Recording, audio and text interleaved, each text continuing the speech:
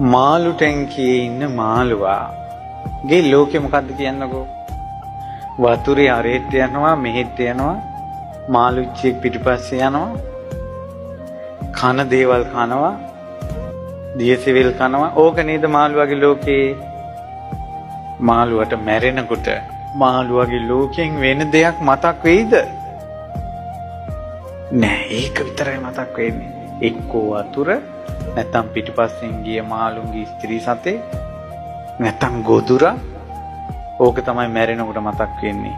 වතුරෙම උපදිනවා ආයෙත් මාළුවෙක්. තිරිසන් ලෝකෙ ගියොත් ජීවිත දහස් ගාණක් එක දිගට යන්න වෙනවා කියන්නේ ඕකයි. හේතුඵල ධම. ඌරෙක් වෙලා උපදිනවා. ඒ ඌරා ඉපදුනාට පස්සේ මහා ඊරිගේ තනපුරුලේ ඉල්ලා කිරිබොනවා. ඒක තමයි ඌරු පැටියගේ ලෝකේ. අනතුරට බය වෙලා දුවනවා. මඩේ ලගිනවා. ගොල්ලේ ලගිනවා. ලොකු වෙනකොට ඇඟ ඇතුලෙන් දාහය එනවා. තවත් ඊරියෙක් පිටිපස්සේ යනවා. ඒ සැපේ විඳිනවා. ගොදුරු හොයනවා. ඔය ඌරා මන්දකට අහුනොත් ඌගේ ලෝකේ මතක් වෙන්නේ මොකද්ද? වෙන මොනවද තියෙන්නේ? මඩේ ලගින එක, ඊරියෙක් පිටිපස්සේ ගිය එක, ගොදුර. ඔය ටික නේද? හිත පටුයි. එතනින් යාට නෑ සංකල්පනා. ආයෙත් ඌරෙක් වෙලා උපදිනවා. ඔය විදිහට තමයි තිරිසන් ලෝකේ. මේ මිනිස්සු අතර ඉපදුන මේ මිනිස්සුන්ගේ හිත පටු වුණොත් සමහර මිනිස්සුන්ගේ ඔළුවේ තියෙන්නේ මේ ඉඩ කඩන්.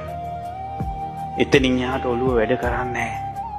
මැරිලා උපදිනවා ඕකේ. සමහර අම්මලාගේ ලෝකෙම දරුවෝ උදේටයි දවල්ටයි හවසටයි පන්ති ඉගෙන ගන්න ඒවා ඕවමයි. පටුයි. දැන් මාමේ කියන දේ ලෝකේ පැතිරී තියෙන ධර්මතාවයක්. එවැනි ධර්මතා ඔවුන් සිතන්නේ. හිත පටුයි. පොඩි දේවල් කල්පනා වෙන්නේ. මැරුණට පස්සේ එතනම උපදිනවා. වෙන ලෝකයක් නැහැ.